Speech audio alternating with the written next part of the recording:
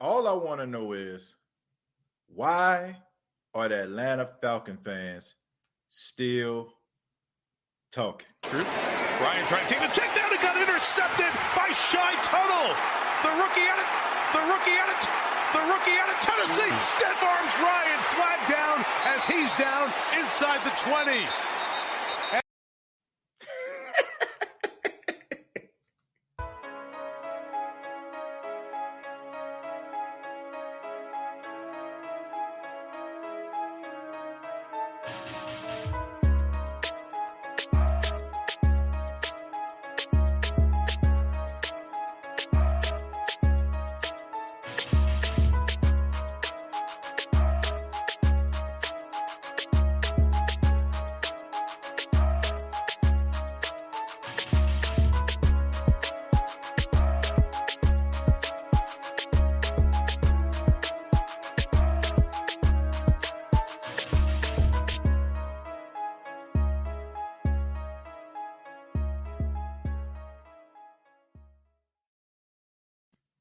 Hey, what's going on, Who Dat Nation? It is yours truly, TJ Jones, the host of the State of the Saints podcast.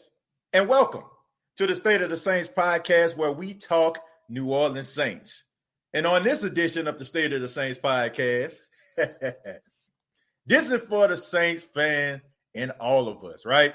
There is nothing greater as a Saints fan than to hate on the Atlanta Falcons. That's right, Who Dat Nation. This show is dedicated to those underachieving losers that call themselves the Atlanta Falcons. Now, you know, Who Dat Nation, on yesterday, we had some Atlanta Falcon fans infiltrated the chat. You had people that were part of the Atlanta Falcon fan base decide to come in and talk noise. And me, being the bigger person, all right, I decided not to talk about the Atlanta Falcons. But then I got off the State of the Saints podcast and I started to look at social media, and I realized, Who Dat Nation, that you had a lot of people that are part of the Atlanta Falcon fan base talking mad noise. And maybe it's something that I'm missing. I don't know, Who Dat Nation. Maybe I'm tripping, okay? Maybe, maybe I'm just out of the loop here, but aren't the Atlanta Falcons aren't they like one of the worst teams in football? Like, aren't they like that team that's been struggling all season long? I just don't get it. For some apparent reason, you have Atlanta Falcon fans talking noise. And I just don't understand, how can they possibly be talking noise after some of the things that took place with that organization, that trash bag, pitiful excuse of an organization. Yet they still find ways to talk noise. And for some apparent reason, they think that they're relevant. Look, this show is dedicated to all of the Saints fans that just hate the Falcons. In a few minutes, I'm going to open up the phone lines and I'm going to let you vent your frustrations. I'm going to let you talk about the Atlanta Falcons, because apparently the Atlanta Falcons think that they are playoff contenders. The Atlanta Falcons think that they actually are a 7-2 team. The Atlanta Falcons actually think people actually give a damn about their franchise. Let's make something perfectly clear for all the Atlanta Falcon fans that's probably filing into here, because quite frankly, y'all ain't got no other podcast that y'all can choose from, maybe 2 or 3, because y'all know the only reason how people start percolating and perking up they podcast when it comes to Atlanta Falcons is when y'all grandstanding, because we know that y'all not really real fans out there. So y'all come to places like the New Orleans Saints podcast, like the State of the Saints, which I appreciate you being here. But at the end of the day, we all know that your fan base is trash. Y'all pathetic excuse for a fan base. Matter of fact, let's just talk about Atlanta as a whole, right? Atlanta is just a melting pot, right? You got people from New York. You got people from Philadelphia. You got people from Florida. You got people from Mississippi, Alabama, Louisiana. They all come to this place, and they come with I guess, like hope in their eyes that they can possibly, be the next Tyler Perry star, or they might just take on the world, because apparently if you make it Atlanta, you can make it anywhere these days. But they all form into Atlanta and they try to live their lives. But they bring their favorite team with them. And guess what, Atlanta Falcon fans? They're not Falcon fans. So Falcon fans are an acquired taste, right? I mean, when they winning, people will come and put the little red and black on and stuff like that in grandstand. But when they losing, they're nowhere to be found. And another news flash for you Atlanta Falcon fans, if it wasn't for the New Orleans Saints, nobody would care about you all at all. I just want to make that clear. The New Orleans Saints make the Atlanta Falcons relevant. For some apparent reason, they think that they actually can stand on their own in relevancy. That is not the case. Do you actually think people actually want to see the Atlanta Falcons in prime time? Do you think that people want to see the great quarterback play of Matt Ryan over Drew Brees? Are you kidding me? Do you think that they want to see anything that you all have to offer besides number 11, Julio Jones? Let's just be serious about this, Atlanta. You all are relevant because of the Saints. When the Saints play the Falcons, you all on prime time because of Sean Payton, Drew Brees, and the Saints' high-powered offensive attack over the past 15 years. Because let's just be clear. For over the last 15 years, you all have been the doormat of the New Orleans Saints. The Saints have beaten you all for a total of 18 times, and you have beaten the Saints 9. I'm just being honest here. And y'all just caught up in the past decade. The Saints were wiping the floor with you all. From 2006 to 2010, the Saints had a record of 7-2 against you all. Overall, they are 18-9 in the last 15 years. And y'all hold on to that overall record with everything that y'all have, but most of that record came in the early 90s. And that's not nothing to brag and boast about because both teams were terrible. But let's talk about when both teams were really good. Who has been spanking the other team? It's been the New Orleans Saints. So Atlanta, I really don't understand where y'all coming from. I really don't understand the angle. I really don't. A team that blew not one, not two, but 3 leads in 3 straight consecutive weeks. A team that is not smart enough to understand that you can actually field an onside kick before it hits 10 yards. A team that allowed the Dallas Cowboys to come back with fourth quarter heroics. A team of the Dallas Cowboys that has been an absolute embarrassment. But yet I see Falcon fans talking about blew that. How is the pot calling the kettle black? Somebody please tell me that. How is the pot calling the kettle black here? If anybody knows something about blowing leads, being embarrassed and humiliated, it has got to be the Atlanta Falcons. How can any self-respecting Atlanta Falcon fan have the gumption to try to come at the New Orleans Saints? Somebody please tell me that because I have not a clue.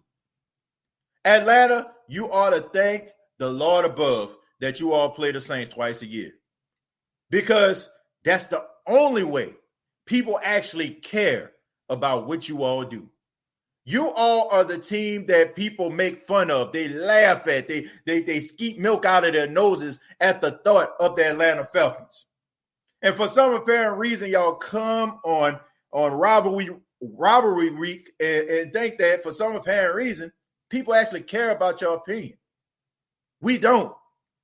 We don't care about your opinion. And I know what somebody is saying. Well, you made a whole show dedicated to the Atlanta Falcons, so obviously you care. This show is dedicated to the fact that I don't care, okay? You know what I'm saying? This is the only time. Go back into the archives and go look. Throughout the whole 2020 season, I have yet to mention the Atlanta Falcons as being relevant. Most of the stuff that I'm talking about when it comes to Atlanta Falcons is me walking up out of the room in laughter after you guys blow a lead. I can care less about the Atlanta Falcons because you all are not a threat. Y'all not a threat. Y'all not in playoff contention. Nobody really seriously believe that y'all gonna make the playoffs. I don't care how many games y'all won in a row. I don't care anything about you all with Raheem Morris, anything like that, even though I'm cheering for Raheem Morris because I feel like he deserves to be a head coach. I feel like he should have got another opportunity outside of Tampa. So I am cheering for him in that regard. But at the end of the day, nobody cares. I don't care. You guys aren't a threat. The only thing that I'll focus on is the Saints actually winning football games. Atlanta, do yourself a favor. You are embarrassing yourself right now. You are embarrassing yourself, okay? This is like when that big, tall, burly guy holds the forehead of the little kid and he's punching like this. Y'all are the kid that's punching like this, okay? And the Saints are holding your forehead like that. That is what we're doing. That is what we're doing. So, this is the one and only episode of the State of the Saints podcast that I'm going to address the embarrassment, the pathetic excuse of a franchise called the Atlanta Falcons, unless it's in context of me talking about them with predictions or when the Saints play them. Because you all are not a threat to me, and I can give not a damn about the Atlanta Falcons after this episode. But thank you all very much for commenting, being a part of the show. Chemo, thank you very much for the $5. He says, I've been holding kids down and farting on their heads, but I be wearing my mask, so they ain't caught me yet. Chemo, thank you very much for the $5, even though I'm pretty sure that's not Chemo. And Big Lees, thank you very much for the $2, said the Falcons be blowing us. Absolutely, man. Yeah, absolutely. I mean, an embarrassment. So I'm kind of done talking right now. Like I said, this is dedicated to all the Saints fans out there that got something to say about the Falcons. You know, I mean, we can talk a little bit about the game itself if you want to go that route.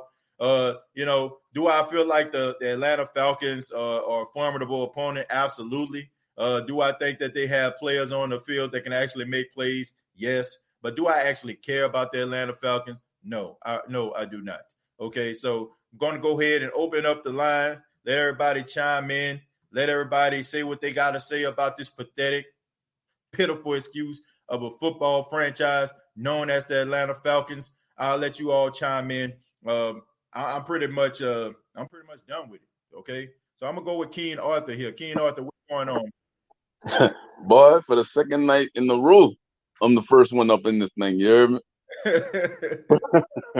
First of all, let me say this, bro. You remember at the beginning of the show when you said the Atlanta Falcons are acquired taste? Mm-hmm. Want me to tell you what that taste is, bro? Black liquor. You hear me? It's black liquor.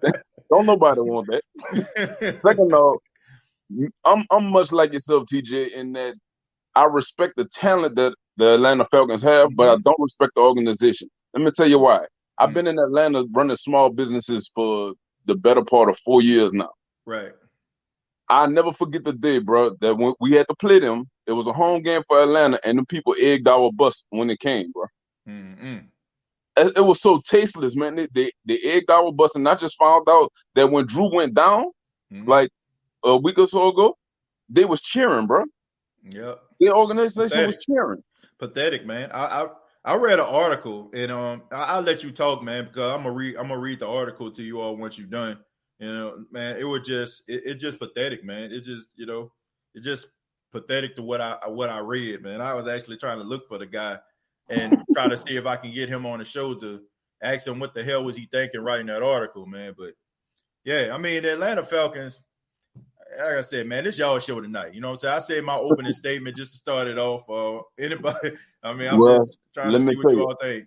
I got plenty to say. You hear me? I got plenty to say. You know what? Mm-hmm. Another big reason I don't like this organization is because they have some of the most delusional fans on the planet. I don't know who worse. Them or the Cowboys. I'm gonna just ask you real quick. Which fan base is most delusional, bro? The Cowboys who still got their Super Bowl trophies on the PBS channel? Yeah. Or the Atlanta Falcons who honestly think they've been relevant for the past decade. Y'all haven't done nothing, bro. Y'all ain't been relevant since maybe Jamal Anderson. No. You hear me with the Dirty Bird celebration? Yeah, man, Dirty Bird. That's it. But I've been saying it for a while, Ken Arthur, and they really honestly believe that they would actually be talked about in these circles if it wasn't for the Saints. I mean, it's the truth. Like, the Saints made them relevant because Drew Brees and Sean Payton and the Saints' high-powered offense over the past 15 years, everybody wanted to see these guys play. So a lot of the games that were primetime Monday Night Football games, Sunday Night Football games, was because of the Saints. You know what I'm saying? Like, nobody, like, come on, man, knock it off. Like, man, anybody will tell you, like, any fan outside of the state of Georgia, the city of Atlanta will tell you, okay, are you looking forward to watching the Atlanta Falcons or the New Orleans Saints? They're going to tell you the New Orleans Saints. right. Look, I just got to know. When I say they come out of nowhere, for the first, about month of the season when they was blowing all them leads, bro, this all I saw on my timeline. Oh, I'm done with the Falcons. Bro, a fan, quote unquote, you know they ain't got no real fans. A fan literally wrote a letter to the mayor's office or something like that, or to the team. They really did that. Wrote a letter saying that they're denouncing the team. They need to throw the team away and all that kind of stuff. But the next week, these people hollering, rise up because they got a narrow victory against, I don't know, like who cares? Who looks at the Falcons schedule? Man. I don't know. But bro, I promise you I didn't know what their record was. I'm not even joking. I didn't know what their record was. I haven't been watching the Falcons. Like, I really don't know what's going on. Like, I watch the Red Zone channel and I watch them blow leads, and of course I make videos laughing at them, but I couldn't tell you their record. I couldn't tell you their receiving corps without me actually looking at like the list outside of Julio Jones, Calvin Ridley. Like, I really don't follow them. You know what I'm saying? I really don't, and honestly don't really care about them. You know? Let me tell you what the Falcons remind me of, bro.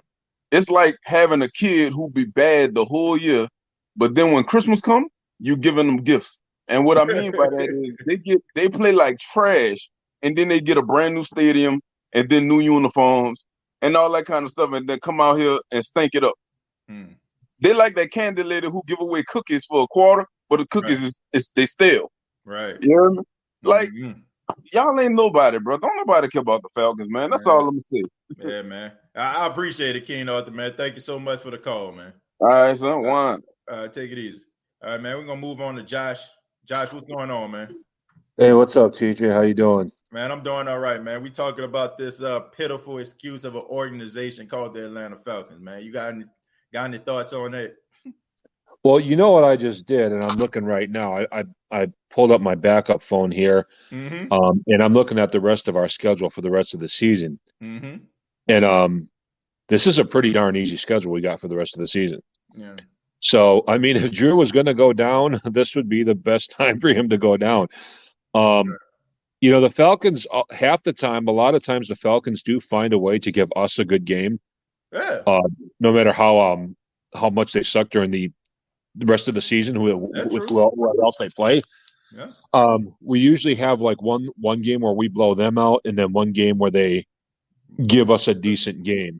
Right. And they usually give us a decent game in the dome. Right. So, you know, the thing about this is, though, I want to talk a little bit about Jameis because I feel like Jameis is getting the shaft here. Okay. You know, and it's not about race like some people are saying, because Sean Payton don't give no damn about race. Right. But Jameis is still, I mean, Taysom Hill might develop into a good quarterback, but as it stands right now, Jameis is a much, much better quarterback than Taysom Hill is. So I feel like Sean Payton's giving him the shaft, unless Payton has a plan that I'm not seeing. And what I was thinking about earlier today is that maybe Payton has a plan to like start Taysom this week, and then Jameis next week, and then leave it a mystery as to who he's going to start after, so that other teams don't know who to prepare for. Maybe that's the direction Payton's going here. But I was really shocked. You know what I'm saying? And I didn't get to watch your episode on them starting Taysom Hill, so I don't know what you said about that. But as far as the Falcons, we'll win. We'll pull this out. They're going to give us a good game because they always do in the dome. But 30-27 Saints is what I'll say for this game. And then for the rest of the season, even with backup quarterbacks, the only game I can really see us losing is the Chiefs. Let me ask you this. You talked about Jameis being a much better quarterback than Taysom. Why do you feel that way? I mean, just the pure talent in the passes that he's proven that he can make. He makes a ton of mistakes, but he also makes a ton of incredible passes. The dude's got Drew Brees level talent. He just doesn't have Drew Brees level discipline yet. Right. He's kind of like an old school sort of, I mean, and not to be racial, compare him to another black quarterback, but he kind of reminds me of how Randall Cunningham was and the way Randall Cunningham threw the ball. If you want to go way back. I would say more like Warren Moon, for the exception of Warren Moon was a better decision maker. Like he reminds me a lot of Warren Moon as far as his skill set. Because Warren Moon was a pocket passing quarterback. He can scramble if he needed to. Yeah, he wasn't in love with scrambling, but he can throw the ball down the field. I mean, Warren Moon had an incredible arm. You know what I'm saying? But I think Warren Moon was a much better decision maker than Jameis is. But he reminds me a lot of that. A lot of him, and in some ways he reminds me of Ben Roethlisberger when he was younger. If I can, think of another quarterback, but I don't know, man. Like Josh, I mean, I have not seen enough out of Taysom. I have not seen enough. Well, see, and that's another reason why Jameis should start. Yeah. That's another reason why Jameis should start. If we're going to start Taysom in any game, we should start him against the Broncos because we're pretty much guaranteed to win against the Broncos. They're super sloppy. Go ahead. I'm sorry. No, I was going to ask you this, man. Like, okay, but for a guy that's getting paid $16 million a year, right? Yeah.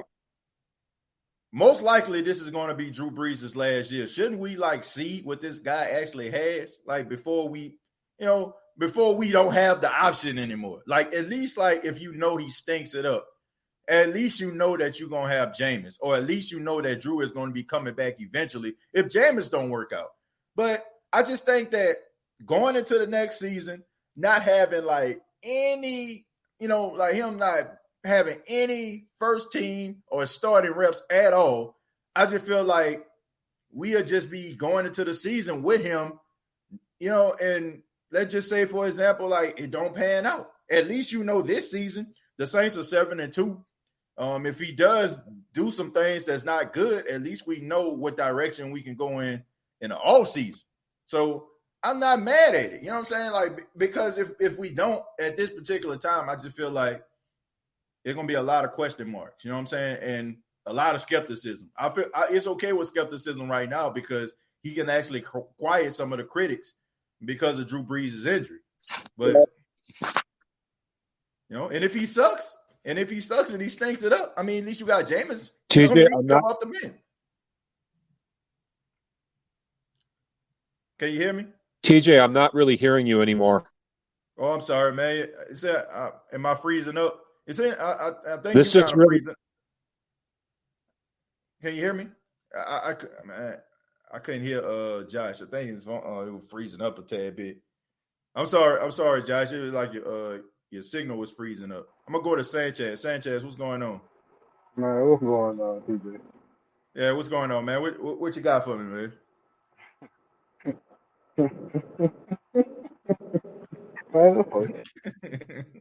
Falcons. To be honest, the most thing I'm really excited for about the game. Hey Sanchez, you sound really low, man. I can barely hear you. Can you hear me now? I can hear you now, man. Yeah, I can hear you now. No, but really what I was trying to say was I ain't worried about the Falcons, man. We know they're gonna play us hard, but only thing I'm really mostly excited for and just to see what Taysom Hill can do, really. I ain't been this excited for a Saints game like this in a minute because we finna see something different. We don't know what's in the bag. You know what I'm saying? What's in the back pocket. We really finna see if Taysom Hill might get it. Right. You know is he the guy? Yeah. Exactly. Is he that dude? There's no harm, no foul, right? So if he goes out there and he plays bad, right, and he turns the ball over at an alarming rate, he throws interceptions left and right, and it's just not panning out, at least we know that most likely, the Saints are probably going to go in a different direction next season. You know what I'm saying? But it'll be weird. You know what I'm saying? I just feel like he's owed that chance. He's owed the chance to go out there with the first team, get starting reps, and start in a real game in real time in order for us to really see, and the coaching staff to see what he actually has. Right. And I'm sure, like, he done been behind Drew Brees or as many different formations he done been in, and many different positions on the field he done been in within practice or different variations of the game. He done seen different things on the field. So once again, that's just a different element to Taysom that you don't know what can add to the game. Exactly. You know what I'm saying? So exactly. But as far as the Falcons, man, whatever.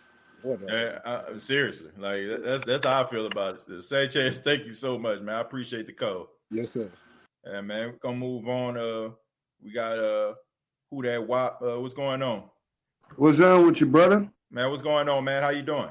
Man, I'm doing okay, TJ, man. How you doing, brother? Man, I'm great, man. Talk about the Atlanta Falcons, man. So what you got for us?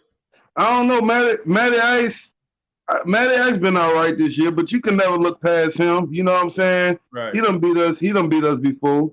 You know, it's a rivalry, man. You know, Julio Jones gonna come with it. I hope Marshawn play tomorrow. Right. You know. Well, I look. I'm not dismissing the talent that the Atlanta Falcons have. Like, I understand that they're a talented football team. I understand that they got talent all across the roster. And I feel like they are a formidable opponent. You know what I'm saying? I'm not looking past them and saying that they're not a threat or something like that, like to beat the Saints. I just don't care about them as a fan base, a team, or MF and crew. What? The same. It's the same feeling. Yeah. I don't have no love for them. Like the Buccaneers, I don't have no love for them, man. It's like whenever I see them, I hope the other team win. Yeah, you know? Exactly. But, you know, you can never look past the Falcons, man, because, you know, it seems like it's one of those trap games to me. And a lot of people say, oh, yeah, there's no such thing as a trap game. But let me make an example out of this. I don't know if it was last year or 2 years ago. The Saints was on the winning streak, and the Falcons came into our building and beat us fair and square. You know, so we can never look past this team like they just a sorry team. Yeah, they lost, 6 games, and they won 3 so far, but I seen a game where they could have won against Detroit, and Gurley scored, which gave Detroit another possession. Right. You know what I'm saying? So, Detroit got lucky, with one. But at the end of the day, this is the NFL, man. These people, they get paid to come out there and play. They get paid to become better. A rivalry game is going to always be tough. So, I feel like if our defense do what they need to do, that'll make Taysom's job better. And you just hit the nail on the head. First off, let me go back a little bit from what you just said, okay? You said that the Atlanta Falcons came in, beat the New Orleans Saints. The Saints were coming off a bye week, and the Saints, I feel like I agree with you on this. It was indeed a trap game because the Saints let their guard down because they felt like their fierce leader, Drew Brees, was back, because the last time we seen Drew Brees before the bye week, he was throwing 3 touchdowns against the Arizona Cardinals. He had 3 touchdowns, over 300 yards, 1 interception. So they're like, man, our leader back. And a lot of they probably felt like, well, we can kind of just chill a little bit because now we have Drew. Here's the difference. You don't have Drew. You don't have the luxury of going out there and making mistakes galore. And then you have a quarterback that is arguably the greatest quarterback of all time to correct. Man, yeah, in my opinion, that's my favorite player. Exactly. So now you got Taysom, who you're not sure about. He has talent. He's an athlete, but you never really seen him under center. So it would be shame on the Saints if they were to go out there and put on a sorry display defensively and not helping out Taysom. The Saints. Well, only thing I can say about Taysom is I seen one game with him at BYU. And he was decent. He reminded me of a lot of Tim Tebow playing quarterback, Right. I don't know what to compare. I don't know if it's his size or whatever it is, but he reminded me of a lot of Tim Tebow. And Tim Tebow won a few games in the league, so it ain't hard. You ain't got to be John Elway or Joe Montana to go out there and win. You just got to, complete your passes and stuff like that. And I believe in Taysom is a great athlete, man. We put him in it. We could put him in it. If the boy played defense, I think he'll be solid. Man, look, I don't buy into after a guy comes into the league, I don't really pay attention to college tape.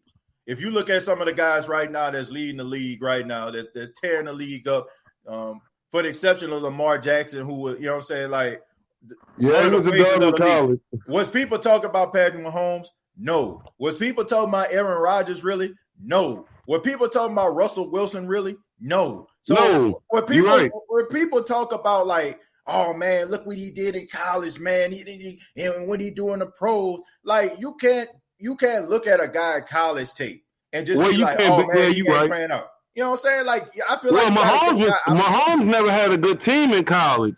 We knew he had talent because I seen him play before, and I'm like, man, this boy could really throw that ball. But did you think that he would be, you know what I'm saying, arguably one of the greatest quarterbacks, you know what I'm saying, young quarterbacks of all time? Probably not. You know what I'm saying? He's the greatest young quarterback right now. Yeah. But I ain't going to say all time because, man, come on, man. He don't compare to Drew Brees, man. I say young quarterback, man. Like, you right. Taking it by storm, man. Well, the boy done won an MVP in the Super Bowl, so yeah, he got some talent with him. But I didn't think Mahomes was going to be as good, but I knew during the draft that Sean Payton was looking at him, and the Chiefs jumped us to get him. So that shows how special this kid was. Yeah, man, he a special talent, man. So, hey, man, but I appreciate the call, man. I got a couple of people on the line, but thank you for the call, man. I appreciate that. Yes, sir. TJ, it's always a pleasure, man. Go Saints. I got the Saints winning 34-27. I got the Saints winning by a touchdown. Okay, man. Sounds good, man. We appreciate it, man. And call back anytime. Yes, sir. You have a good night, TJ. You too, man. Take care. All right, man. We're going to move on, man. Jerry, man, call back, man. I apologize for that. Last Saint, what's going on, man? Yo, what's up, man? Hey, how you doing, man? What you got for me, man? Oh, I'm excited. I'm happy. Yeah. As I predicted, I don't know if you recognize it or not, but I said Taysom Hill will be starting one of these days. He finally got his chance to shine. Right. I'm happy about it. I don't think a lot of people understand because whether you're a Saints fan or whether you're in the media, but I think Taysom Hill's got this down packed. He's played all positions on offense. Right. I don't think I've seen him drop the ball that was out of his hands. Right. But I think he's capable and ready. Yeah, I just think people just need to give him a chance, man. Like, people going back looking at old tape, people talking about this man turning the ball over, this, that, and no. Like, bro, I can show you, if we talking about college, I can show you tape of Drew Brees with 4 picks. You know what I'm saying? At Purdue. Like, come on, man. Like, what are we doing here? Like, guys have to develop. We have to see these guys in real time. Some guys are gamers. Some guys, you know what I'm saying, they're better on a professional level than they were in college. Like I said, nobody was talking about Russell Wilson, man. Nobody was talking about Russell Wilson. Russell Wilson went from NC State to Wisconsin. Nobody, you know what I'm saying, was what, like fourth? Only thing I knew about Russell Wilson back when he was in college was his girlfriend was white. That's it. Man, that's about it, man. That's all people knew, that he was a guy that had, you know what I'm saying, baseball talent, but nobody knew that he was going to be as good as he is. That was Matt Flynn team. Matt Flynn, you know what I'm saying, quarterback from LSU. He was the guy that got signed by Seattle. But Russell Wilson went out there and outplayed Matt Flynn. And Seattle gave Matt Flynn all his money. So, you know what I'm saying, they gave him all this money, so they gave him a chance, but nobody knew what they had in Russell. So I just say, like, give people opportunity, man. Give them a chance. Like, trust the coaching staff. I just think sometimes, man, like, as Saint fans, I think we so scared to not be relevant. You know what I'm saying? Like, we talk so much trash. We have talked so much trash over the past decade and a half. Now, all of a sudden, like, if anything outside of Drew Brees, we start getting scared because we feel like, well, you know what I'm saying, it's time for us to start eating crow. Like, man, y'all too dependent. Trust the system. Yo, this is a quarterback-friendly offense. So, I mean, if Drew Brees goes, we're fine regardless. Yeah. I mean, Taysom Hill has been in this offense for 3 years. You've been in 3 years in the Sean Payton offense. Right. And Sean Payton is what I consider a top 5 offensive coach. Yeah. And plus, you've been behind you've been behind one of the greatest NFL quarterbacks in history. Right. History. Multiple 5,000-yard seasons. Most touchdowns in the league. Right. Everything. You've been learning for 3 years. Right. I call Taysom Hill above Lamar Jackson regarding running. Because he's got 4.4 speed. He'll tank you and you just destroy you. Because I've been watching his film, and he's been cracking these DBs. Like, if he lowers his shoulder, he'll crack you. Like, you're a dead man. Well, I don't feel like he needs to do that. You know what I'm saying? Oh, if of course not. He's going to have to change the way that he plays. Like, he's going to have to learn how to pick his battles. You know what I'm saying? Like, if he's going to go forward as a quarterback, because you got to think about it's not about you. You know what I'm saying? Your team is going to be counting on you going forward, man. But I agree with you, man. I'm looking forward to seeing the game versus the Falcons. I think it's going to be a good, exciting game, man. But I appreciate the call, man. Thank you so much. All right, and I just say this one thing, and I get off of there. I'll just say that my only problem with Taysom Hill is his staying in the pocket. In my opinion, the game moves faster when he's in there because everybody's trying to blitz. Right. So expect a lot of deep balls, because the only thing I say wrong with Drew Brees is he holds the offense back with his short, intermediate throws. Right. So expect to see Emmanuel Sanders, Deontay Harris, and maybe Michael Thomas streaking in the backfield, because Taysom Hill has a cannon arm, as you'll see in that Vikings game where he threw that deep ball to DT. Yeah, I mean, I think the arm decent. A cannon, nah, I don't think so, man. I mean, he can get the ball downfield. He'll get the ball down. He got a good little spiral. I look at it. Listen, you'll see, because the Falcons about to get killed Sunday. I can just see it. There is not about to be a trap game. They're about to get swept just like Tampa Bay. Yeah, because Tampa Bay is a whole. I know it's all matchups, but come on, Falcons have dropped at least they blown like at least 7 leads, and they don't even have a defensive secondary to keep up. Well, and our defensive line is terrible, so Matt Ryan is liable to get cracked at least 3 times. Well, I mean, so like I said, it's going to be interesting, man. No doubt about that, man. I appreciate it, man. Thank you so much for the call. All right, take care, man. All right, we're going to move on to Who Dat Davis, man. What's going on? What's going on, TJ, my dude? Listen, hey, man, how you doing? Listen, I'm gonna crack these fail cunts in a second. I'll go ahead and address this Taysom Hill debacle real quick, just to cap off what I capped off on last night. I am tired of everybody trying to compare Taysom Hill to Tim Tebow to Steve Young. I don't want Taysom Hill to be the next Steve Young. I don't want Taysom Hill to be the next Tim Tebow. I want Taysom Hill to be the first Taysom Hill. When we start comparing our quarterbacks to these old name legends, we end up eating crows more times than not, and it puts pressure on our quarterbacks to step up more than what they probably need to right now. So Taysom Hill needs to play the game the way he knows how to play it, or the way he wants to play it. That's how Drew Brees made a name for himself of being the most accurate quarterback in the NFL. You're not going to see a lot of deep balls from Drew Brees. You're going to see a lot of efficiency, but you already know this. I shouldn't even have to say it. But that's Drew Brees' game. That's Drew Brees' gameplay. What's Taysom Hill's gameplay? And once he finds it, then the offense can start working themselves around it. And that's the kind of production we're going to see out of Sean Payton. Because once he finds out what Taysom Hill is good at, then his offense is going to be just as effective. May not be as efficient, but it's just going to be as effective. Now, to these fail cunts, do I need to remind y'all of the Shy Tuttle stiff arm? He baptized Matt Ryan in the name of the Father. He baptized him in the name of the Son. He baptized him in the name of the Holy Spirit. So you talking about this? Ryan trying to take the check down and got intercepted by Shy Tuttle. The rookie out of Tennessee. Stiff arms Ryan, flag down as he's down inside the 20. Oh, you talking about that? Okay. Oh, right. Yes, sir. Yes, sir. Yes, sir. Shy Tuttle officially named himself a Saints legend off of that play. Shouts out to Shy Tuttle for that one. He made a lot of people a believer. But these Falcons fans got me beside myself. Who in the hell do these Falcons fans think they are trying to criticize us about our quarterbacks?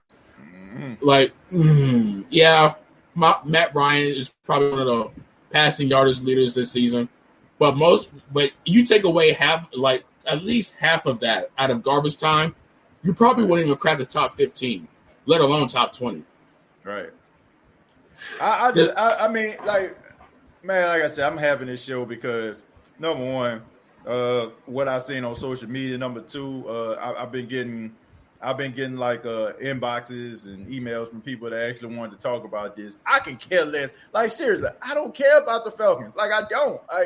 I really do. I do not care. Like anytime I ever talk about them is mostly because we're about to play them, or like you just have like a whole bunch of Falcon trolls that just come up in here that just want to start mess. Besides that, man, I don't care about the Falcons. They haven't done anything for me to care about. They haven't made the playoff, 3 seasons in a row? I mean, they basically at the basement right now. If you want to be honest, like I feel like the Carolina Panthers are a better football team than they are. You know what I'm saying? So me personally, I just don't care about them. I really don't really care about them. They're not a threat. Like when you think about the NFC South and the Saints possibly winning, they're not in the equation. So why would I care? Why would I be wasting my time on a mediocre, pathetic excuse of a football team? I really don't know. I have not a clue, man. But let everybody know about your show, man, and everybody know about your channel, man. Make sure you plug it before you get up out of here, man. All right, y'all. Y'all weren't here last night. You're here now. State of Black and Gold podcast hosted by yours truly. TJ Jones is going to be my next host sometime next week. This Sunday we got Arlene, one of a psychologist. I got her being the guest on a post-game show. Y'all go ahead and check that out. It's going to be 5 p.m. Central Standard Time. 5 p.m. Central Standard Time on the State of Black and Gold. She's very intellectual. She's a mental coach. I can't wait to hear from her. I hope y'all hear from her, get her perspective. I'll go make sure to plug in her stuff come post-game show. Y'all check that out. CJ, come over here and check it out.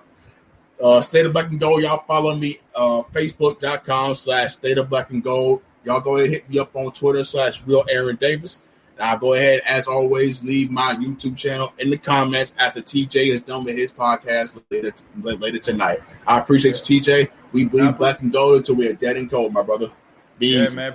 Appreciate that, Aaron, man. Thank you so much, man. And definitely looking forward to, you got the mental specialist on there, man, especially dealing with Saints games. Lord knows we need to have some mindfulness after a Saints game. No doubt about that. Chosen, what's going on, man? What's good, TJ Jones, the host? Yes, sir.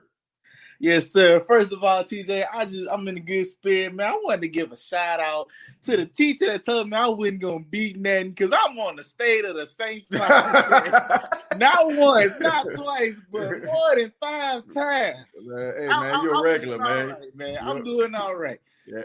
I'm on the State of the Saints,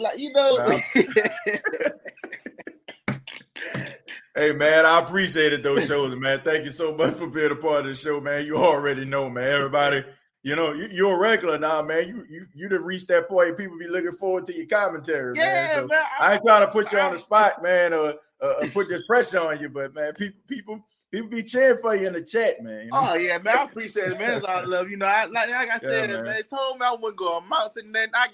I got my piece of the pie, TJ, right here on the show.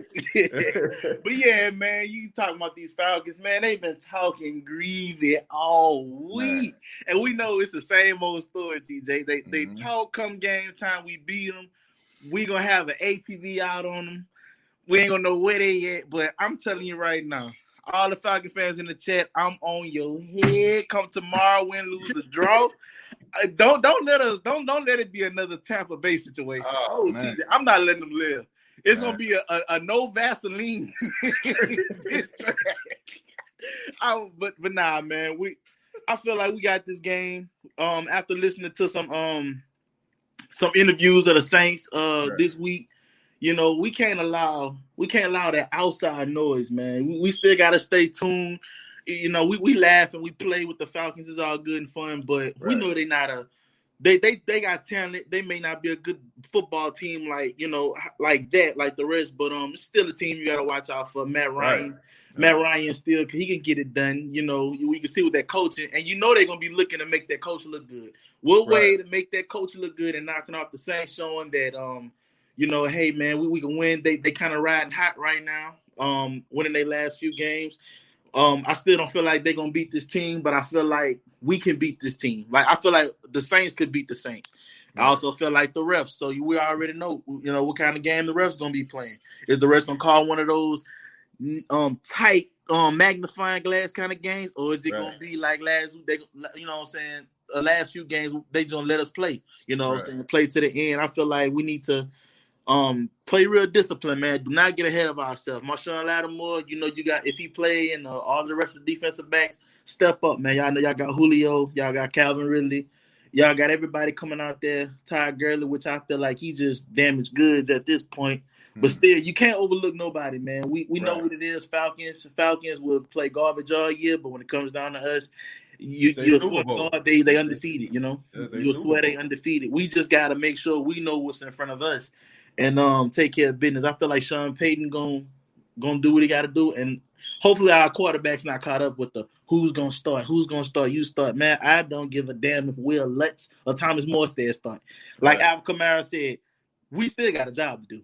Exactly. We still got a football game to go win. We still got to give 3.5 hours worth the discipline, worth the hard work, worth the grit. We can't get caught up with who's starting, man. It don't matter if Billy Joe Ray from down the street was starting, man. We got to protect him as if he was Drew Brees.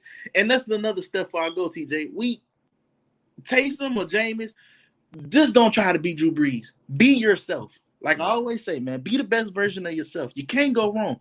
Don't come out here looking at tape, Drew would have done this, Drew would have done that. It don't matter. Drew not here. You got to make a name for yourself now. Because at the end of the day, you still on the 1-year contract, Jameis and Taysom. You still want to prove to everybody. Stop thinking about what Drew would have done, because that's not going to save you. Drew not there. Drew can't hold your hand.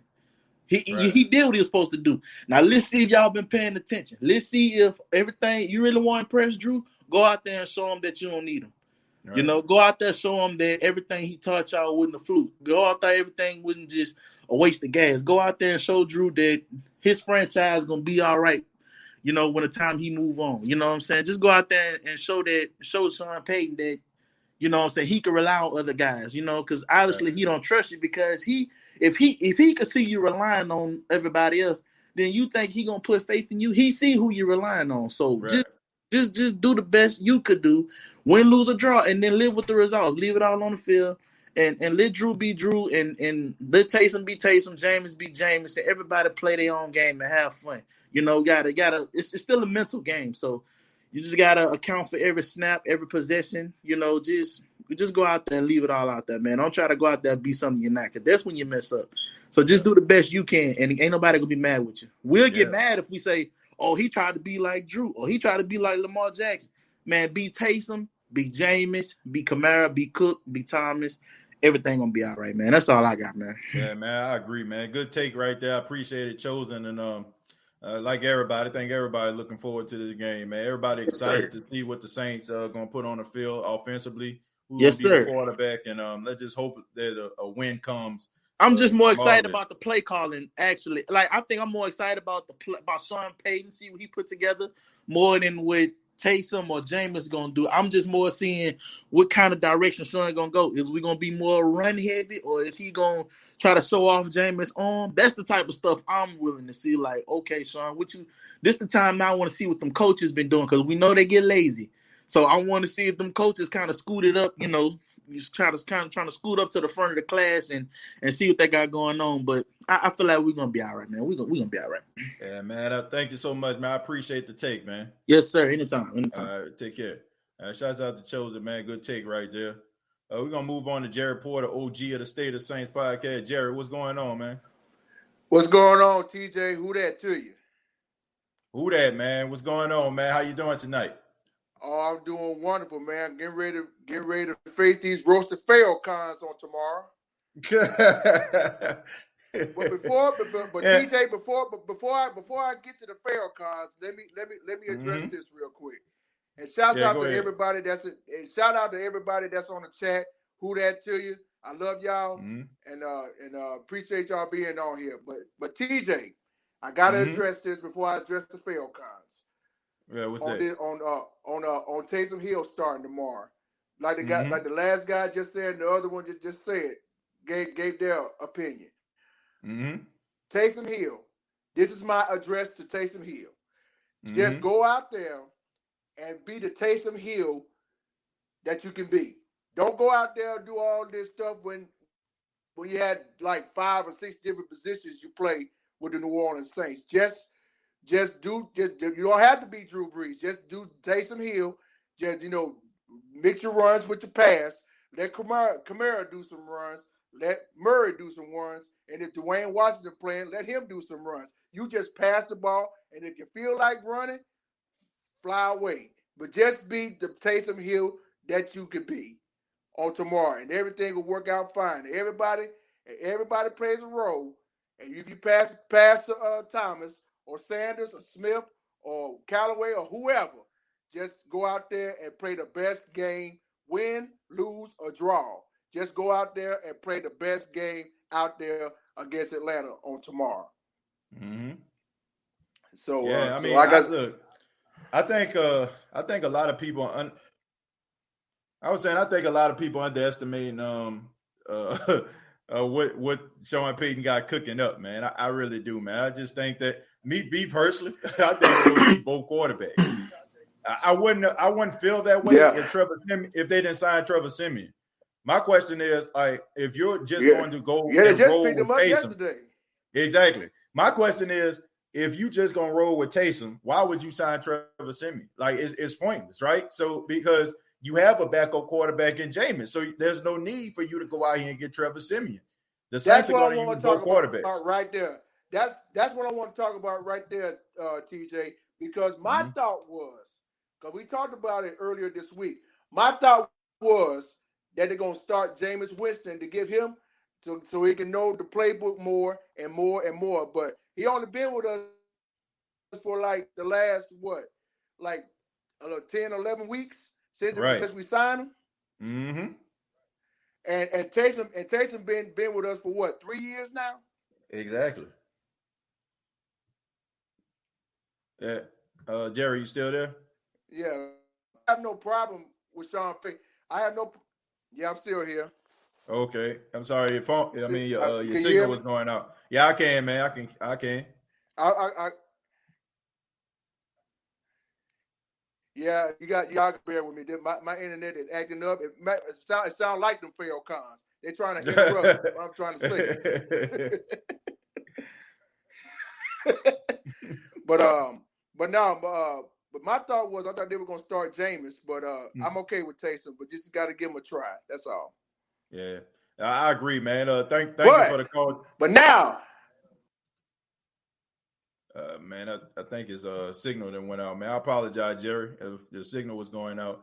The truth hurts. Thank you very much, man. What's going on? Hey, what's going on, TJ, the host, the State of the Saint podcast? How you doing tonight? Man, I'm doing all right, man. Talking about these Falcons, what do you think about the game or any other comment you got, man? The floor is yours. Yeah, I actually feel good about tomorrow's game. I think I'm not looking for Taysom Hill to go out there like you guys been saying to be Drew Brees. He don't have to be, Drew Brees. Hardly nobody can be him. But I actually like our chances tomorrow. I feel good about this game. I think Taysom Hill is going to do enough, to help get us that W. But like we keep stressing, we must be able to. We still gotta, stay patient with the run. I'll say Murray need to get a lot of carries, and Kamara, we know what he's going to do. But I think we need to get Murray involved, on the ground, get him the ball more. And that'll take pressure off of Taysom Hill too. If you got Murray doing his thing, if you got Alvin Kamara doing his thing, and Taysom Hill, we know he gonna take off running too if he drop back the pass and if he don't like what he see or if he's scared to make a mistake. I'd rather him, take off and run too than, fumble or throw a pick. But yeah, man, I'm in love with our weapons on offense. And I think Taysom Hill is going to be able to get, them the ball when he needs to. But I will say this, like our defense, we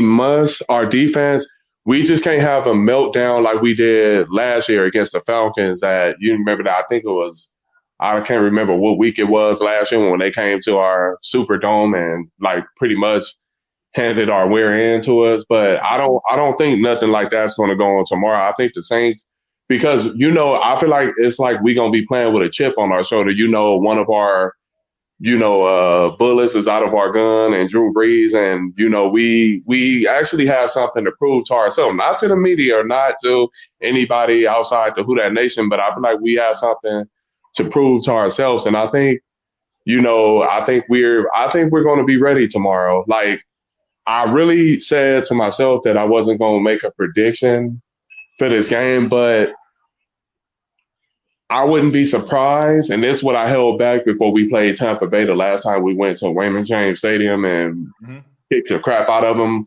But honestly, I mean, you, TJ, or somebody from the Who Dat Nation may think I'm crazy, but honestly, I wouldn't be surprised if the Saints win pretty big tomorrow. Like, because it's something maybe Sean Payton know that we don't know about Taysom Hill, because it's kind of strange to me that he's starting Taysom Hill all of a sudden, when we had, Jameis Winston. And like I said, I'm fine with, Taysom Hill getting a shot because the Saints paid him this money. It's like you might as well see what you got in him, because we don't know, if nobody knows if this Drew Brees last year or not. So I don't, but hopefully we can pull this W off tomorrow. I think we'll be okay. Yeah. Well, I mean, I got an inkling about why, what I'm saying. I'll get into that a little bit later, after we finish talking. Mm-hmm. But, I'm just interested, to see how this game is going to pan out. Mm-hmm. I just don't like the Falcons, like I said, as a whole. But I mean, I understand the threat that they actually have. I'm not going to say that the Saints are going to blow them out, because I can't. I don't like. They don't blow each other out often. You know what I'm saying? There's always come down to a field goal, and I mean, but I have a lot of confidence in the team. I have a lot of confidence in the coaching staff, so it'll be interesting, man. No doubt about that. But I appreciate the call, man. Thank you so much for calling in, man. All right, no problem, TJ. You have a good night. Who that? All right, who that, man? Yeah, man. Shouts out to the Truth Hurts. What I was saying is, I got an idea, and I think we as Saints fans, I think we're looking at this the wrong way. I think we're looking at the fact that Taysom Hill has been this Swiss Army knife type player this whole entire time, and we just never looked at him as a quarterback, because he did so many other things. Now, on the depth chart, he's listed as a quarterback, but we've seen him do all these different variety of things. So when it comes to the quarterback position, we completely dismiss him. So when Jameis came in, we just automatically just assume, well, Jameis is the backup quarterback. I think a lot of people alluded to this through phone calls here tonight. Number one, when you look at somebody like Jameis Winston, he is a more of a, prototypical quarterback. He plays the quarterback position, of course, played 5 years out there in Tampa. But he didn't have offseason. He didn't have OTAs. He didn't have minicamp with his team. And I think we need to understand that the Saints offense is extremely complex. I talked about that on the last edition of the State of the Saints podcast. This is a very complex offense. As a quarterback, there's still plays, what I'm saying, like that these guys have not even grasped yet. I know for a fact Jameis haven't grasped it. Drew Brees even talks about some of the plays that they've ran over the years that he's forgot about. You know what I'm saying? That Sean Payton would eventually, tell him, well, you remember that play that we ran back in 2012 when you threw this pass to Lance Moore on the third down? And, you know what I'm saying, Drew Brees has to, dust off his memory a tad bit in order for him to remember. So imagine somebody like Jameis Winston coming into the Saints organization, just basically brand new. The Saints don't have an offense like some of these other offenses are. They don't have like some of the concepts that some of these other offenses has. Like I said, as an offense, most offenses have between 6 to 7 personnel changes per game. The Saints have 14 to 15 personnel changes per game, which means that is a lot to grasp if you're a quarterback. And I think that we are also underestimating Sean Payton. As much as we talk about Sean Payton, him overthinking situations, him, overanalyzing situations, do y'all really honestly believe? Do you honestly believe in your heart of hearts that Sean Payton has not prepared himself for this day? You don't think that Sean Payton has had Taysom Hill in his system for the past 3 seasons and don't have like no offensive packages for him at all? You don't think that Sean Payton has sit down with Taysom Hill and had the same type of conversations that he had with Drew Brees, that he had with Jameis Winston, that he had with Teddy Bridgewater? What are some of your favorite plays? What do you do well? Do you think that Sean Payton, they talk about how late he stays up at night pulling out old VHS tapes, watching games from 1994 and watching some of the offensive schemes and watching some of these college football games and seeing some of the plays that he can actually run in today's NFL? So trust and believe that Sean Payton has got packages. Sean Payton has sat down with Taysom Hill. And I think a lot of people need to understand that Taysom Hill is a lot further ahead than we give him credit for. The only problem is we haven't seen it. So we automatically just make assumptions. We assume that the fact that Jameis Winston is on the Saints team, that the Saints don't believe that Taysom Hill is the future. We assume that Jameis Winston is going to be the backup quarterback. We assume that Jameis is the more suitable quarterback for this particular offense. But you look at some of the plays. Look no further than some of the plays in the red zone last week when Jameis came into the game. The chemistry with him and Michael Thomas, the chemistry with him and Marquez Callaway, the chemistry with him and Emmanuel Sanders, the chemistry with him and Jared Cook. You did not see that. Trust and believe a guy that has been in the system for 3 years with the New Orleans Saints and has thrown passes to Jared Cook and has thrown passes to Michael Thomas and has thrown passes to Alvin Kamara. They have more of a chemistry than he has with Jameis Winston. Jared Cook even said it. They asked him, what is something about Jameis that you were surprised to see, so now that he's with your team? He talked about how hard he threw the football. He said he can sling it. You know what I'm saying? He said it's almost like, like a baseball pitch. So the fact is, man, you got to learn guys' tendencies. You got to learn the way the guy throws the ball. You got to learn the way to catch a guy's pass. It's not just as simple, man. It's not like you're throwing a football with your dad and your uncle on a blacktop or, at a lot somewhere. You know what I'm saying? Like, you have to understand, like, guys throw the ball differently. You got to catch the ball differently. You have to understand guys' tendencies. The fact that Jameis Winston rolled out on one pass, he rolled to the right, tried to throw the ball to Michael Thomas. Michael Thomas looked at him like, what the heck is going on here? The Saints are a completely different team than what Jameis is used to. Jameis is used to, like, when the fun starts to happen when a play breaks down. I mean, with Taysom, man, it's about, and Drew Brees, this is about timing. So, I just feel like anybody that just think that, oh, man, Taysom, he just coming in and nobody he don't know nothing. Like, give me a break, man. I think we need to have more trust and belief that Sean Payton has prepared himself for this day. There's no way in the world that you're going to pay a guy $16 million. There's no way in the world you're going to pay a guy $16 million for him to come to your organization and you don't have like some type of plan or scheme that you're going to be able to use, to make this guy beneficial to your team. There's no way that the Saints would have done that. You know what I'm saying? They probably would have let Taysom, number one, go on his way, or number two, have a conversation with Taysom like they did with Tommy Stevens, right? Tommy, I know you played quarterback at Penn State and, and also at college in Mississippi State, but look, we would prefer if you switch positions from quarterback to tight end. The Saints never said that to Taysom Hill. Do you wonder why? I mean, guys have changed their position so many times. I mean, Marcus Colston was a tight end in college.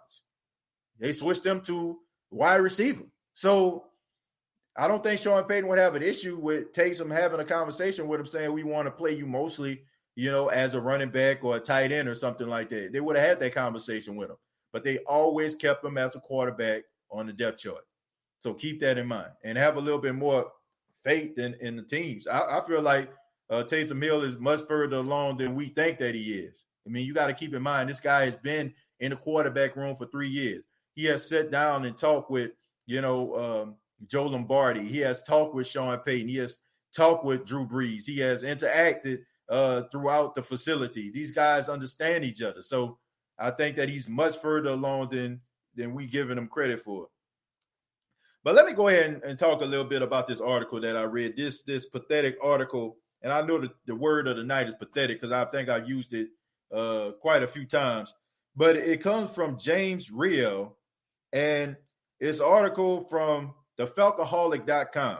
And it says, Falcons versus Saints, a quick look at the state of the franchise ahead of Atlanta's Week 11 matchup. I'm going to let them slide with the state of the, they say state of the franchise, but who knows, man? They probably biting here. But anyway, it says, it's an odd time to be a Falcon fan, to say the least. A month ago, the Falcons were 0-5 and parted ways with Dan Quinn and Thomas Dimitrov. They've gone 3-1 since Raheem Morris took over as interim coach. And with the possibility of an expanded playoff format on the table, we started to dream the impossible dream. Once again, just delusional fans here. If we can somehow finish the season and only lose one game, then we'll be 9-7. Good luck with all that. But let me go ahead and talk about what I really just did not like about this article here. It says the Falcons won't have to face Drew Brees on Sunday, which is nice. Sad.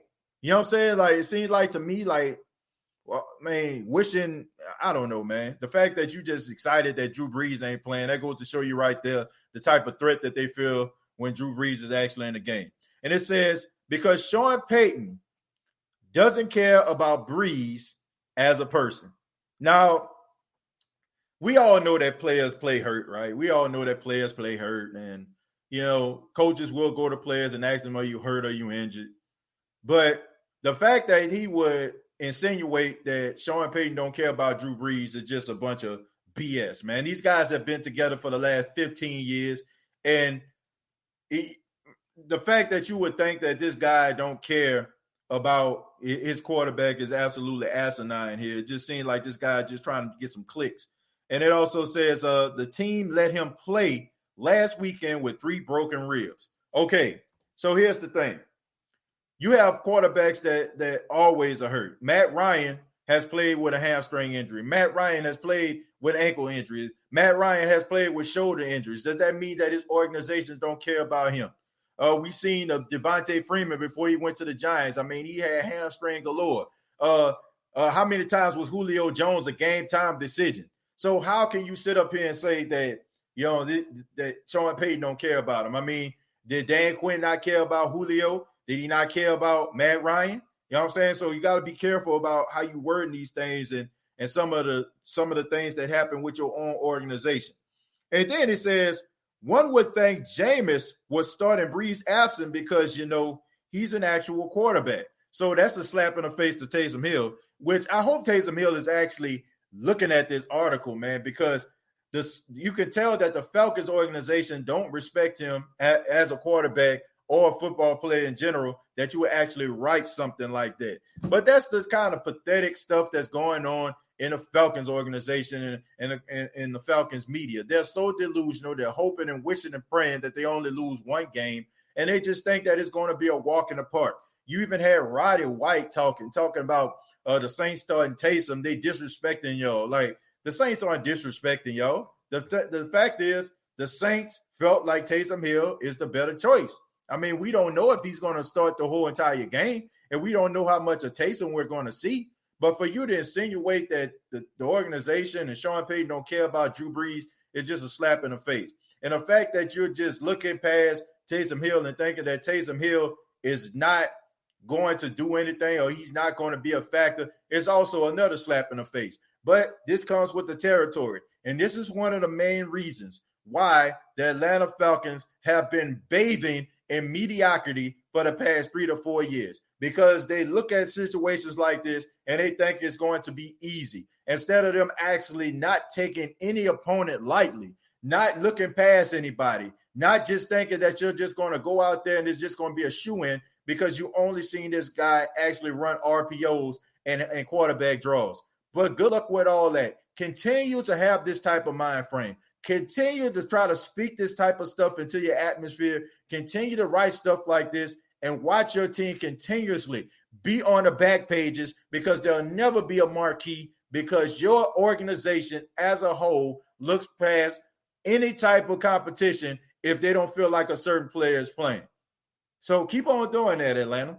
Keep on doing that and watch how your organization continuously falls to the bottom of the basement inside the NFC South. Ashley says, overtime, we can say the same about Winston. It's all about scheme and coaches. College is nothing like the NFL, and Hill has helped us get through a lot of games, especially that Vikings game last year. That's one game that people are paying attention to, and people were saying that Taysom Hill was the best quarterback on the field that day. And the biggest Drew Brees supporter would have to agree with that. He was better than Kirk Cousins. And on that day, he was better than Drew Brees. You know what I'm saying? So, and that's one thing about Taysom, man. Like, Taysom is a gamer. Like, Taysom is one of those guys who, if he makes a mistake, he's going to go out there and try to correct it. He's going to go out there and try to make sure that he doesn't make the same type of mistake again. You know, like that's one thing I can say about Taysom. He has a warrior spirit, you know, and I don't know, man. I'm not counting this guy out, and I don't think the Falcons will either. They shouldn't. They shouldn't count him out, you know. But like I said, man, that's how teams get beat, and that's the reason why, once again, I don't have any respect for the Atlanta Falcons media fan base, because they're grandstanders, right? They look at things that's in front of them, and they don't look at the entire scheme of things, right? It's not always about players sometimes. It's about schemes, and it's about coaches. You know what I'm saying? It's about the way that the coaches are putting these guys in position to succeed. Like, the Saints had no business. Like, to be honest, if you look at that Detroit Lions game, the Saints had no business really winning that game. If you look at, like, you had both of your starting corners out. Michael Thomas wasn't playing.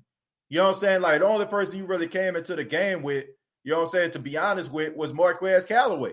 And they went up out there and they performed at a very high level. That is coaching right there.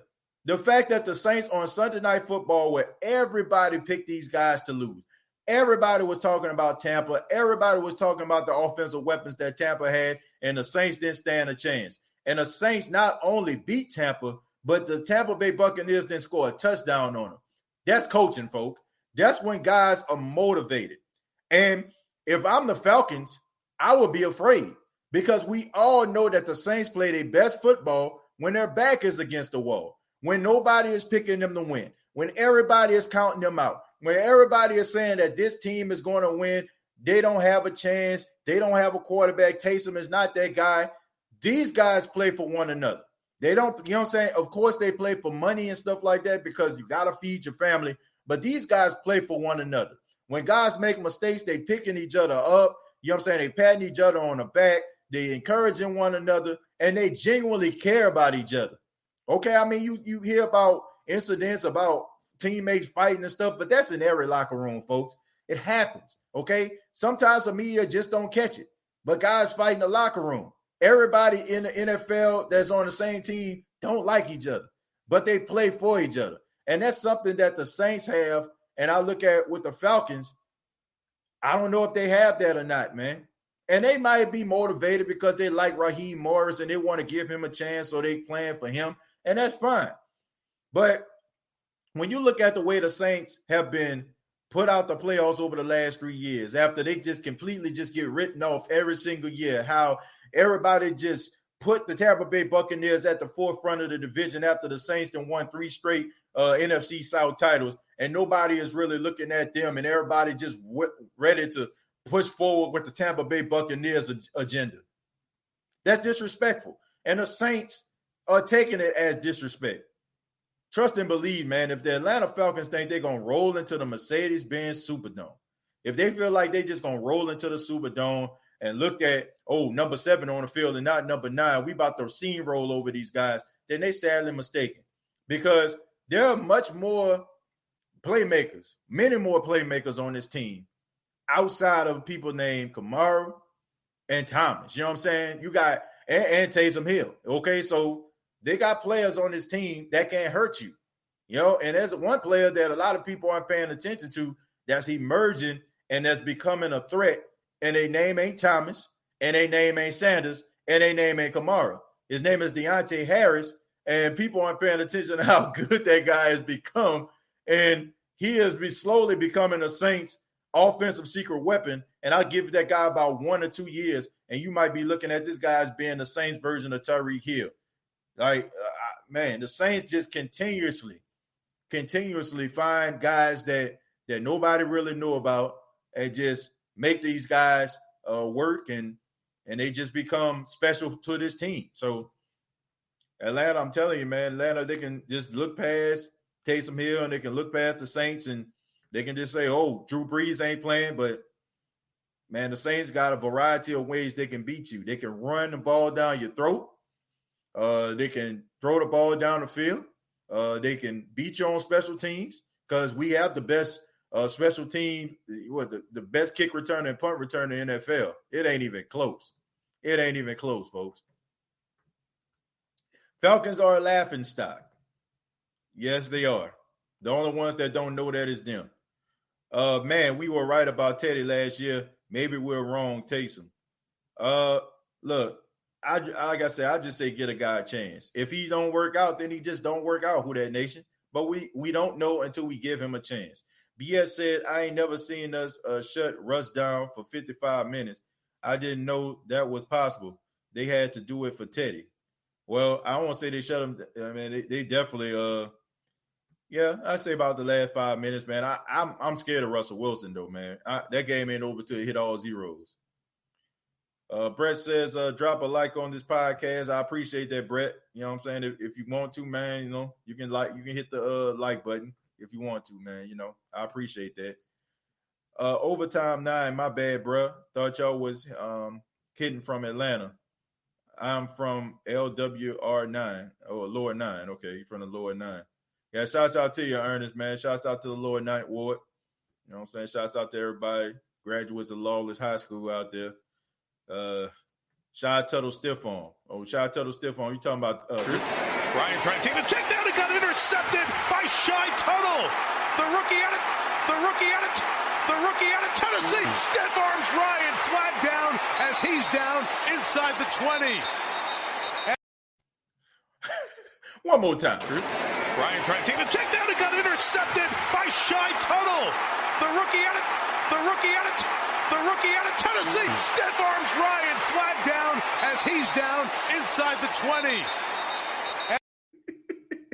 Hey, y'all like that little remix? The rookie out. We had to put that in triple time, man. We had to put the remix on it. I'm gonna read a few more, then we're gonna get up out of here, man.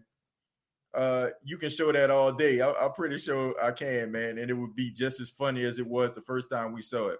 I like that 4P replay. One more time. Ryan trying to take the check down. It got intercepted by Shy Tuttle. The rookie out of Tennessee. Stiff arms Ryan, flag down as he's down inside the 20. Oh, man. Thank y'all so much for being a part of the State of the Saints podcast, man. I thank y'all so much. Looking forward to the game. Going to go ahead before I get up out of here and give you all my prediction. The New Orleans Saints taking on the Atlanta Falcons in the Superdome. First off, it would be really, really sad looking at the fact that Drew Brees is going on IR. He's going to miss at least 3 weeks. There's a strong possibility that we would never see Drew Brees go up against the Atlanta Falcons ever again. So that's a kind of a bummer right there. But if that is the case, man, we know Drew Brees has owned the Atlanta Falcons. The Atlanta Falcons know that Drew Brees have owned them. And, I'm pretty sure that they are happy, just like the guy who wrote that article, which is sad, by the way. Happy that a guy is hurt. But anyway, the fact that Drew Brees has given us great moments. We all know about the great spin move that y'all see, on the, the intro to the show. The passes down the field, like that Drew Brees, those last minute heroics against the Atlanta Falcons, the dive over the top. I mean, Drew Brees has given us so many moments, man. So if this is his last hurrah, this is his final season, he never gets the opportunity to play the Falcons again. Thank you for the memories, Drew. But I look at this game. I just think that the New Orleans Saints are going to win this football game. I think they're going to rally behind, whether it's Taysom or Jameis or both of them. I think they're going to rally behind them.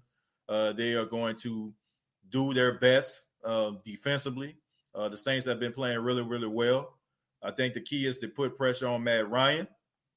I don't look for the New Orleans Saints to do some of the things that they did last season. One thing that the Atlanta Falcons did against the Saints last season was they ran a lot of passes to the left. At that particular time, Davenport was not playing in the game. Okay, he was hurt. You know what I'm saying? So Marcus Davenport being back, I think that the Saints are going to be better, at stopping the run. Quan Alexander, I'm looking to see him play a little bit better. I know he's probably going to be matched up, against a running back or even, the tight end Hurst. I just think that the defense needs to play aggressive. I think that they need to make sure that they don't give the Atlanta Falcons anything cheap. When you're going up against a team that's in your division, they understand your tendencies. Dirk Cutter, I have to give him credit. He does give Dennis Allen fits. He's given Dennis Allen fits when he was the head coach of the Tampa Bay Buccaneers, and he still has ways of doing those things to Dennis Allen, as the offensive coordinator of the Atlanta Falcons. The Atlanta Falcons are playing motivated right now because of Raheem Morris. You can tell they really like playing for him, and they probably want him to be the next head coach of the Falcons. But I just think that the Saints are going to be motivated. They're going to rally behind Taysom Hill and Jameis Winston, and they're going to try to get this victory. It's going to be a very interesting game, man. I don't expect Taysom to beat Drew Brees. I just think that we just need to, kind of lower our expectations a tad bit, and we need to understand that Drew Brees is the elite of the elite. He's the creme de la creme. He's the is-all and the be-all when it comes to the quarterback position. You know what I'm saying? People aspire to be like Drew Brees. And I just think that us as Saints fans, sometimes we become spoiled because all we've seen was great quarterback play. So anybody that comes into the organization that's not named Drew Brees, we have a tendency of looking at these guys like they're chopped liver. But understand that everybody just can't be Drew Brees, okay? As long as Taysom goes out there and he does the right things, he makes the right decisions. I look for the Atlanta Falcons to try to blitz him, to try to confuse him, because they understand that if you blitz Drew Brees, he'll hurt you. But they don't know if you blitz Taysom, will he be able to make the right reads? I look for them to try to bring pressure up the middle so, he can be running from right to left instead of straight up the middle. Defensively, I think the Saints have some advantages when it comes to the secondary of the Falcons. I think the secondary of the Falcons are going to play better, but I just think that if they end up trying to blitz them or they try to play a lot of man-to-man because they don't trust Taysom, to try to get the ball over the top, I think that the Saints are probably going to end up beating the Atlanta Falcons because I do feel like Sean Payton is going to give Taysom Hill as well as Jameis Winston the green light in order for them to throw the ball down the field. I think this is going to be a big game from Deontay Harris as a receiver. I'm looking for him to at least try to catch a pass deep. I think this is going to be a big game for Adam Troutman. That's right, Adam Troutman. I just feel like the chemistry between him and Taysom is good because, Taysom actually works out with the backups and stuff like that. And, I think that Adam Troutman, he might be looking for him in this game. So this might be a game that we see Adam Troutman actually do something outside of the Tampa Bay game. But I got the Saints winning this football game. I think the Saints are going to win this game by a score of I think they're going to win by a score of 27-23. I think the Saints are going to score 27 points. I think the Saints are going to get at least 2 turnovers in this game, and I think they're going to get pressure on Matt Ryan. I think that the Falcons are going to be formidable in this game. Wouldn't be surprising to me if the Falcons be leading this game early and the Saints end up coming back late. But I think it's going to be an interesting game. I know a lot of people in the Who Dat Nation are excited about it. To see Taysom Hill. A lot of people are excited. Even non-Saints fans are excited about this game. But I'm looking forward to it. I know you are too. And thank you all very much for checking out the State of the Saints podcast. Please subscribe to the YouTube channel, youtube.com, search The State of the Saints podcast, facebook.com, search The State of the Saints podcast. Make sure y'all check out the State of the Black and Gold by my guy, Aaron. Man, shouts out to Aaron, him out there doing this thing.